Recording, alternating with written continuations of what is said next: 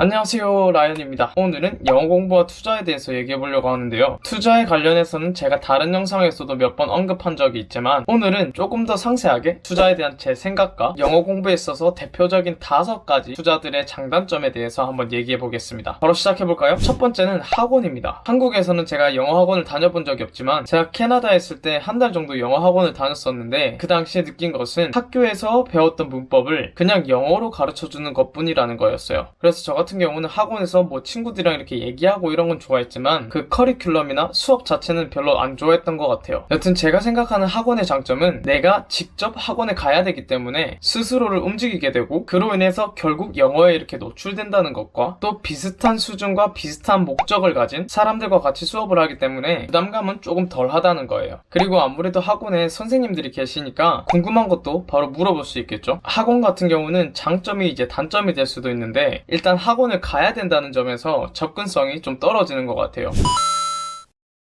두 번째는 유학입니다. 우선 저는 호주에 워홀로 있었는데 제가 하나 짚고 넘어가고 싶은 것은 제가 생각하는 워홀과 유학은 다릅니다. 제 주변 어르신분들은 워홀 이런 걸 잘 모르시기 때문에 제가 외국에 유학 갔다 온 걸로 아시는 분들이 많거든요. 여튼 제가 말하는 유학은 제가 다녔던 이런 랭귀지 스쿨 말고 그 지역의 중고등학교 혹은 대학교 같은 일반적인 학교를 다니는 걸 말합니다. 이 워홀과 유학 관련된 거는 제가 다음에 자세히 얘기하도록 하겠습니다. 유학의 제일 큰 장점으로는 절대적인 환경인 것 같아요. 학교를 다니면서 영어로 수업을 듣고 영어 교재를 쓰고 자연스레 영어를 쓰는 사람들과 어울릴 수 있다는 것. 그래서 평소에도 혼자서 공부를 많이 하고 노력을 많이 하시는 분들에게는 이런 유학이라는 투자까지 이루어진다면 정말 엄청난 발전이 있을 겁니다. 단점으로는 아무래도 경제적인 부분이겠죠. 대부분의 나라에서 외국인에게 요구하는 학비가 훨씬 비쌉니다. 그리고 유학을 하는 동안 당연히 각종 생활비도 들겠죠. 그리고 물론 사람마다 다르겠지만 상대적으로 어린 나이에 중고등학생이나 심지어 초등학생 때 유학을 오게 되면 성인에게도 버거운 이 다른 문화와 언어들이 큰 부담감으로 다가올 수 있어요. 세 번째는 전화 영어입니다. 제 대학 후배 중에 한 명이 이 전화 영어를 했었는데 어떤 브랜드인지는 잘 모르겠지만 교재가 따로 있고 그걸로 한 10분 정도 통화를 하는 것 같더라고요. 개인적으로는 초보자분들에게는 정말로 비추합니다. 왜냐하면 의사소통이라는 게 언어를 통한 듣기와 말하기로 이루어지는 것도 맞지만 눈빛만 봐도 알 수 있다는 말도 있듯이 의사소통에는 제스처나 상대방의 눈빛, 분위기 등등 다른 많은 요소가 포함되어 있다고 생각하는데 전화 영어에서는 아무래도 이런 부분을 놓칠 수밖에 없기 때문에 초보자분들에게는 더욱 어려울 수밖에 없겠죠. 그리고 영어로 전화를 한다는 것 자체가 굉장히 어려워요. 만약 여러분이 누군가와 전화를 아무런 어려움 없이 할 수 있다면 여러분은 그 언어를 잘하는 겁니다. 제가 너무 안 좋은 얘기만 한 것 같은데 그래도 전화 영어의 장점이라면 역시나 접근성이죠. 전화기와 약간의 시간만 있으면 언제든지 할 수 있기 때문에 그 부분에서는 정말 좋습니다.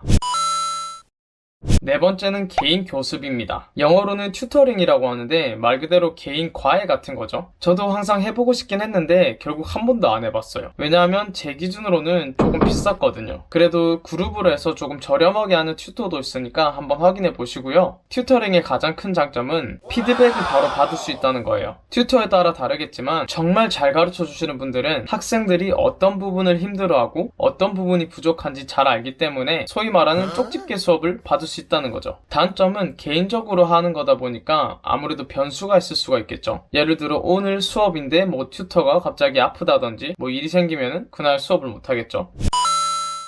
다섯 번째는 책입니다. 정말 기본적인 투자 중에 하나인데요. 저는 개인적으로는 회화책이나 문법책으로 공부해본 적은 없고요. 다른 영상에서도 언급한 적이 있지만 토익책으로는 공부해본 적이 있거든요. 근데 항상 20페이지 이상을 못 가더라고요. 책의 장점은 오늘 말씀드린 5가지 중에서 제일 접근성이 좋고 투자 비용은 제일 적다는 거예요. 단점은 책으로 공부한다는 것은 결국 문자로 공부를 한다는 거예요. 요즘 세대들이 영상 매체만을 접하다 보니까 문해력이 많이 떨어진다고 하더라고요. 근데 그걸 떠나서 문자를 너무 많이 접하다 보면은 피로해지기 마련입니다. 더군다나 그게 다른 언어라면 더 피로하겠죠. 사실 이런 부분 때문에 저는 개인적으로는 책으로 공부하는 거를 추천하지 않아요. 특히 초보자분들은 안 그래도 흥미가 안 생기는데 많은 문자들로 인해서 더 금방 지치게 돼요.